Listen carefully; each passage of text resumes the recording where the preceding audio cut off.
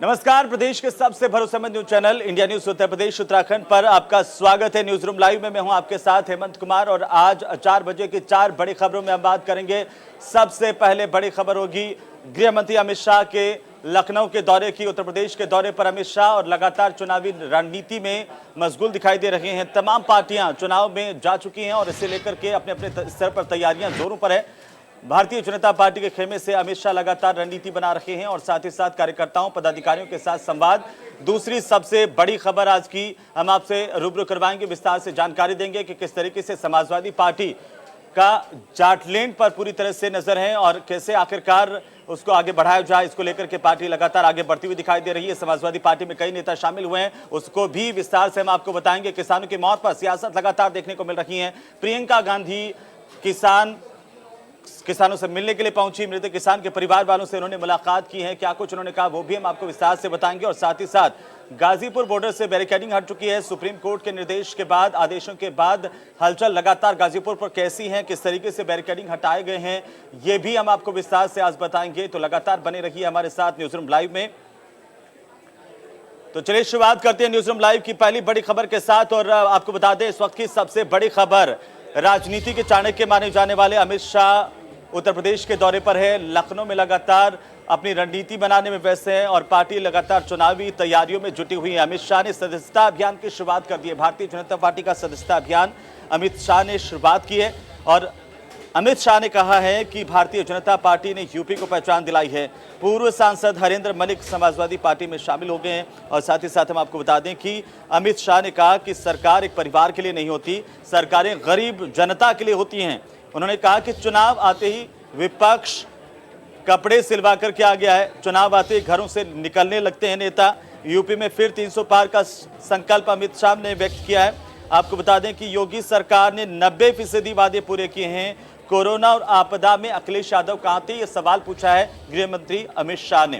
तो अमित शाह ने भारतीय जनता पार्टी के सदस्यता अभियान की शुरुआत की है। एक बड़ा लक्ष्य बीजेपी की तरफ से रखा गया है। चुनाव से पहले एक बड़ा सदस्यता अभियान, अमित शाह इसे लेकर के तमाम रणनीतिक मोर्चा संभाले हुए हैं। और ये बड़ी जानकारी, बड़ी खबर विपक्षियों पर भी निशाना साधते हुए दिखाई दिए हैं।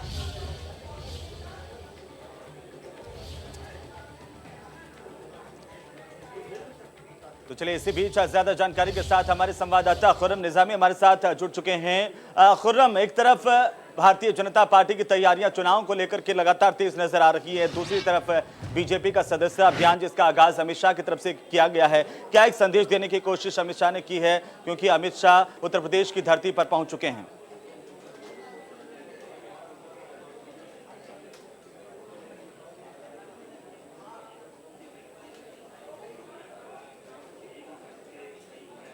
संबोधन दिया। संबोधन में बहुत कुछ था, काशी था, मथुरा था, अयोध्या था और परिवारवाद भी था। और सवाल किया उन्होंने, चाहे वो गांधी परिवार, वाड्रा परिवार हो उनसे भी किया, चाहे वो मायावती हो उनसे किया, चाहे अखिलेश यादव। कहा ये लोग परिवारवाद पे यकीन रखते हैं, हम लोग आवाम पर यकीन रखते हैं। और हमारे जो परिवार है यानी कि भारतीय जनता पार्टी जो है वो एक परिवार है, उसमें जो भी आता है उसका ख्याल रखा जाता है। लेकिन जो सबसे खास बात कही वो यही कही कि मुगलों के बाद और 2017 तक के ये जो पूरा वक्फा था लंबा, इस बीच उत्तर प्रदेश अपनी असल निशानी खो बैठा था, अपनी असल पहचान भूल चुका था। वो ये था कि कृष्ण यहीं जन्मे, श्री राम जन्मभूमि यहीं पर है, यहीं सुहेल देव भी हैं। तो ये बताता है कि किस एंगल पर जा रहे। उन्होंने ये भी कहा कि हमने नींव तैयार कर दी है भव्य राम मंदिर की और बहुत जल्द मिलेगा, जिसको लोग पहले मखौल उड़ाते थे। उन्होंने 370 की बात करी, उन्होंने 35 से 1 की बात करी। तो ये बताता है कि किस तरीके से वो डिक्टेट करना चाहते हैं इसको, इस पूरे चुनाव को। और साफ तौर पे कहा कि अगर कोई काम कर रहा है तो वो सरकार पहली जिसने वास्तव में काम किया वो है योगी सरकार। उन्होंने अखिलेश यादव पर कैसा कहा, जब कोरोना था तब आप कहाँ थे। उन्होंने ये भी कहा कि जहां आप छोड़ गए थे उत्तर प्रदेश को, वो बेहद बदहाल स्थिति में छोड़ा था, हम उसको बहुत आगे ले गए हैं। उन्होंने ये भी कहा कि हमने अपने 90% वादे पूरे कर दिए हैं और चंद महीने बचे हैं, उससे हम 10% वादे पूरी करने की पूरी कोशिश करेंगे। उन्होंने ये भी कहा कि हम एक बार फिर अपना घोषणा पत्र लेकर आएंगे और उसको पूरा करेंगे। उन्होंने कहा कि 24 को जीतने के लिए 22 बेइंतहा जरूरी है, इसलिए 22 जिताइए तो हम 24 जीत कर आएंगे। और जब जब उत्तर प्रदेश बहुमत मिलेगी तब नरेंद्र मोदी प्रधानमंत्री बनेंगे और इस देश का चौमुखा विकास होगा। और यहाँ डबल इंजन की सरकार होगी। तो कुल मिलाकर उन्होंने सारी बातें कही, विरोधियों पर कटाक्ष किया और साफ तौर पे ये कहा कि अगर कोई काम करने वाला है तो वो है योगी और मोदी सरकार। तो अब देखा इसी बात को है कि जो आगाज उन्होंने किया है ये कहाँ जी तक पहुंचता है और जो लय पकड़ी है क्या ये लय कायम रहती है इसी टेम्परामेंट में, ये देखने वाली बात होगी। बिल्कुल खुर्रम, अमित शाह लगातार उत्तर प्रदेश को देखते भी रहे हैं और पहले जैसे कि उनके पास प्रभार भी था और उन्होंने लगातार यूपी को लेकर के रणनीति भी बनाई। क्या उसका फायदा भारतीय जनता पार्टी को मिलेगा और अमित शाह के ये चुनावी कमान संभालने के बाद भाजपा के कार्यकर्ताओं में कितना उत्साह नजर आने वाला है? खुर्रम, देखिए, अमित शाह की बात करें भारतीय जनता पार्टी में तो उनकी हैसियत बहुत बड़ी है, कद बहुत बड़ा है। नरेंद्र मोदी के बाद वही उनका ही नाम लिया जाता है कि पहले नरेंद्र मोदी फिर अमित शाह, और अमित शाह को चाणक्य कहा जाता है भारतीय जनता पार्टी का। जब उन्होंने राष्ट्रीय अध्यक्ष बने तो यहाँ जम गए थे उत्तर प्रदेश में, और उसके बाद 73 लोकसभा सीट आई थी, अमित शाह की मेहनत का नतीजा था। जिसके बाद आप देखें तो 300+ सीट आई थी विधानसभा चुनाव में। इसका क्रेडिट चाहे सीएम योगी हो, चाहे दिनेश शर्मा जो कि डिप्टी सीएम हो, चाहे केशव प्रसाद मौर्य डिप्टी सीएम हो, इन सब लोगों ने इसका क्रेडिट अमित शाह को दिया कि जिस तरीके स्ट्रेटजी वो बनाते हैं वो बेहद कामयाब रहती है। और एक बार फिर लेकिन अमित शाह का ये कहना था कि जब तक हमारे कार्यकर्ता मेहनत से नहीं जुटेंगे, जब तक हमारे कार्यकर्ता जान से जुटेंगे, तब तक की उनकी रणनीति काम नहीं आएगी। लिहाजा उन्होंने कार्यकर्ताओं से कहा कि अगर आप चाहते हैं कि उत्तर प्रदेश बेहतर हो, उत्तर प्रदेश की रफ्तार विकास की तेज हो, तो फिर आप मेहनत करिए, क्योंकि आप है, क्योंकि उत्तर प्रदेश है तो आप है, अगर स्टेट नहीं तो आप। बिल्कुल खुर्रम, आप हमारे सामने साथ में बने रहिए। फिर से मैं आपका रुख करूंगा अगली बड़ी खबर पर भी। और अमित शाह ने अब जो है चुनावी रणनीति की कमान पूरी तरीके से संभाल ली है, पूरी तरीके से एक्टिव नजर आ रहे हैं। चलिए अगली बड़ी खबर की ओर रुख करते हैं। आपको बता दें कि पूर्व सांसद हरेंद्र मलिक समाजवादी पार्टी में शामिल हो गए हैं। अखिलेश यादव का एक बड़ा बयान और इस वक्त की बड़ी खबर, बड़ी और अहम जानकारी हम आपको बता दें। उत्तर प्रदेश में लगातार चुनावी सरगर्मियां तेज होती हुई नजर आ रही हैं। सपा के अध्यक्ष अखिलेश यादव ने बड़ा बयान दिया है। उन्होंने कहा कि पूर्व सांसद हरेंद्र मलिक समाजवादी पार्टी में शामिल हुए हैं। पंकज मलिक, राम सागर अकेला भी समाजवादी पार्टी में शामिल हो गए हैं। बड़ी जानकारी है इस वक्त की। सपा में शामिल लोगों का उन्होंने कहा कि स्वागत है, सरकार से किसान परेशान हैं। और साथ ही साथ अखिलेश ने कहा कि किसान फसल जलाने के लिए मजबूर हैं।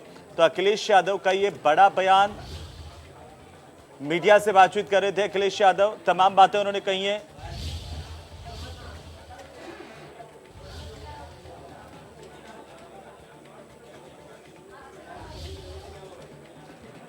तो चलिए ज्यादा जानकारी के साथ हमारे सहयोगी नरेंद्र यादव हमारे साथ जुड़ चुके हैं। नरेंद्र, क्या कुछ जानकारी, अखिलेश यादव जब मीडिया से मुखातिब हुए क्या कुछ उन्होंने कहा है? देखिए, समाजवादी पार्टी के राष्ट्रीय अध्यक्ष अखिलेश यादव ने आज प्रेस वार्ता बुलाई और सबके सामने हरेंद्र मलिक को, जो पूर्व में सांसद रह चुके हैं, और उनके बेटे पंकज मलिक को, जो पूर्व विधायक रह चुके हैं, पार्टी में शामिल करवाया। और इस मौके पर स्वागत करते हुए उन लोगों का कहा कि ये बड़े नेता हैं, कद्दावर नेता हैं, और साथ ही प्रदेश सरकार पर करारा हमला बोला। उन्होंने कहा कि किसान की धान खरीद नहीं हो पा रही है, किसान धान को जलाने पर मजबूर हैं। वहीं दूसरी तरफ खाद की लाइन में किसानों की मौत हो रही है। प्रदेश सरकार ना तो महंगाई रोक पा रही है, ना ही भ्रष्टाचार रोक पा रही है। उन्होंने पूर्वांचल एक्सप्रेस वे का भी जिक्र किया और कहा कि जिस क्वालिटी का बनना था उस क्वालिटी का नहीं बनाया गया है। तो साथ ही उन्होंने तमाम मुद्दों का जिक्र किया। साथ ही कहा कि जनता मन बना चुकी है कि भारतीय जनता पार्टी का अब सफाया होगा, ये सरकार जाने वाली है। जो वादे भारतीय जनता पार्टी ने किए थे अपने चुनावी घोषणा पत्र में, उसको पूरा नहीं किया गया है। तो जनता अब मन बना चुकी है। और तमाम नेता जो समाजवादी पार्टी में शामिल हुए थे उनको स्वागत किया और कहा आने वाली सरकार 2022 में समाजवादियों की होगी। जी बिल्कुल नरेंद्र, और लगातार अखिलेश यादव विपक्ष पर निशाना साधते हुए, खासतौर पर भारतीय जनता पार्टी पर निशाना साधते हुए दिखाई दिए। आज अगर हम बात करें, कई बड़े नेताओं के पूर्व सांसद भी इसमें शामिल हैं, समाजवादी पार्टी में शामिल हुए हैं। कैसे इसे देखा जाए आगामी दिनों के तौर पर? देखिए, अभी 2 दिन पहले पूर्वांचल दौरे पर थे अखिलेश यादव, कल ही वापस आए हैं। वहां पर एक बड़ी जनसभा और कार्यक्रमों में हिस्सा लिया। साथ ही आज पश्चिम पर फोकस किए हैं और कल बड़ी ज्वाइनिंग होने वाली है, जिसमें बीएसपी के करीब 6 से 7 विधायक समाजवादी पार्टी का दामन थामेंगे। तो लगातार पार्टी में लोगों को ज्वाइन करवा रहे हैं जो दूसरी पार्टियों के बड़े नेता हैं। समाजवादी पार्टी में जुड़ रहे हैं। उसके बाद 31 अक्टूबर को यानी परसों वो अपनी विजय रथ यात्रा पर हरदोई से निकलेगी। तो लगातार समाजवादी पार्टी चुनावी मूड में काम कर रही है। जो कद्दावर नेता हैं, बड़े नेता हैं, उनको पार्टी में शामिल किया जा रहा है। साथ ही जी किसानों और गरीबों नौजवानों के मामले को लेकर मुद्दा भी उठाया जा रहा है। जी चलिए नरेंद्र, बहुत बहुत शुक्रिया तमाम जानकारी के लिए। तो कई बड़े नेता समाजवादी पार्टी में शामिल हुए हैं, आने वाले दिनों में भी शामिल होने के संकेत, और खासतौर पर बहुजन समाज पार्टी के नेताओं का सपा ज्वाइन करने का सिलसिला लगातार चल रहा है। अगली बड़ी खबर का रुख करेंगे। आपको बता दें कि ललितपुर पहुंची थी प्रियंका गांधी और यहां पर पीड़ित परिजनों से उन्होंने मुलाकात की। इस वक्त की सबसे बड़ी खबर उत्तर प्रदेश के लिहाज से, और आपको बता दें कि प्रियंका गांधी भी लगातार सक्रिय नजर आ रही हैं। तो ये बड़ी जानकारी, प्रियंका गांधी पीड़ित परिजनों के घर पहुंची हैं और मृत किसान बबलू पाल के घर पर प्रियंका गांधी ने पहुंच करके परिजनों से मुलाकात की है। पीड़ित परिजनों से प्रियंका गांधी की मुलाकात, चारों पीड़ित परिवारों से उन्होंने मुलाकात की है। ये बड़ी जानकारी। आपको बता दें कि प्रियंका गांधी ने ललितपुर पहुंचकर मृत किसान के परिजनों से मुलाकात की है। इस दौरान प्रियंका गांधी ने सरकार से मुआवजा देने की मांग की है। तो बड़ी और अहम जानकारी इस वक्त की ललितपुर में प्रियंका गांधी। ज्यादा जानकारी के साथ खुर्रम निजामी हमारे सहयोगी लगातार हमारे साथ बने हुए हैं। खुर्रम, एक बार फिर से प्रियंका गांधी पीड़ित परिजनों के पास मुलाकात करते हुए दिखाई दी हैं। पहले भी लगातार जब मामले सामने आए उसके बाद प्रियंका गांधी लगातार एक्टिव दिखाई दी हैं। आज प्रियंका गांधी ललितपुर पहुंची, वहां से क्या कुछ अपडेट, क्या कुछ जानकारी इस वक्त आपके पास है? देखिए, प्रियंका गांधी को ये बात मालूम है कि अगर जमीन को बेहतर करना है कांग्रेस पार्टी के उत्तर प्रदेश में, तो आपको लोगों के साथ जुड़ना होगा, उनको एहसास दिलाना होगा कि जो कांग्रेस के बड़े नेता हैं वो आपके साथ खड़े होते हैं। यही वजह है कि लखीमपुर हो या फिर और अब ललितपुर, हर जगह प्रियंका गांधी दिखाई दी, दुख साझा करती हुई दिखी। उन परिवार घर जाते हैं। जब उनसे कई सवाल पूछे गए, जब गठबंधन बात पूछा गया, तो उन्होंने कहा कि हम यहाँ राजनीति नहीं करने आए हैं, हम दुख साझा करने आए हैं और हम इनका मुद्दा उठाएंगे, इनको इंसाफ दिलाएंगे। देखिए, जब कोई बड़ा नेता चुनाव के वक्त किसी के पास जाता है जिस पर दुख का पहाड़ टूट जाता है, तो वो भी एक तरीके की राजनीति होती है। और अगर वो ये कहेगा हम राजनीति नहीं करने आए हैं, तो ये बताता है कि वो कितने ज्यादा मैच्योर बयान उसका होता है। तो प्रियंका गांधी लगातार इसी काम को लेकर आगे बढ़ रही है। उनको मालूम है कि जितना ज्यादा इमोशनली अपने को वो कनेक्ट कर सकेंगी, उतना ही ज्यादा कांग्रेस पार्टी को इस प्रदेश में होगा। और जो हाशिए से भी हाशिए पर जा चुकी कांग्रेस पार्टी, वो एक बार फिर आज सुर्खियों में आ पाएगी। सुर्खियों में तो ले आई है प्रियंका कांग्रेस को, लेकिन जो उनके सामने दूसरा बड़ा संकट है वो ऑर्गेनाइजेशनल स्ट्रक्चर का है। वो कैसे चाहती है। लेकिन हम ललितपुर की बात करें तो उन्होंने वहां पर किसानों की बात की, वहां लखीमपुर का भी जिक्र किया कि एक बड़े नेता का, मंत्री का बेटा होता है, वो अपनी गाड़ी से रौंद देता है, उसके बाद वो मंत्री बना रहता है, तो जांच कैसे ठीक चलेगी, ये समझ से बाहर है। तो एक तरीके से वो इस बात को लगातार हमलावर हैं कि किसानों की बात करने वाली भारतीय जनता पार्टी को किसानों से कोई लेना देना नहीं है। चाहे वो किसान का कानून हो, चाहे वो बिल हो, चाहे लखीमपुर की घटना हो, चाहे खाद ना मिल पाने की दिक्कत हो, उनको इससे कोई सरोकार नहीं है।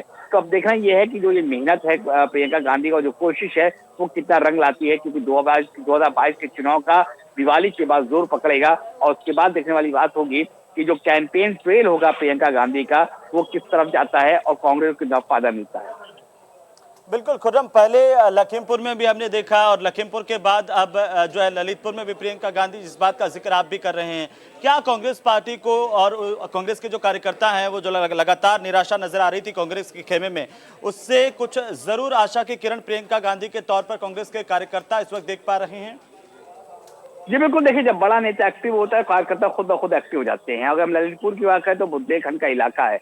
बुंदेलखंड की बात माने तो एक वक्त था जब बुंदेलखंड से सांसद भी हुआ करते थे और विधायक भी हुआ करते थे कांग्रेस पार्टी के।